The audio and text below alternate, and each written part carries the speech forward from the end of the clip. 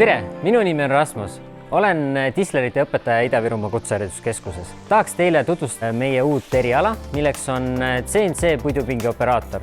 Õpe kestab pool aastat. Selle õppeaja jooksul anname teile teadmised puidu ja puidupõhistest materjalidest, loomulikult tööohutusest. Näitame, kuidas opereerida CNC pingiga, kuidas seadistada teda vastavateks tööoperatsioonideks ja loomulikult anname teadmised ka joonestamise oskusest arvutis. Praktika toimub väljaspool kooli kuskil ettevõttes. Poolaastane õpe lõpeb eksamiga ning sellega saavutate puidupingi operaator tase 4, mis on Eestis hetkel kõige kõrgem. Õppima ootame inimesi, kes soovivad täiendada oma teadmisi teatud erialal, kui ka neid, kes tahavad täitsa nullist alustada. CNC operaatori eriala on perspektiivne, kuna sul on võimalus leida tööd nii meie regioonis kui ka alustada oma ettevõtet.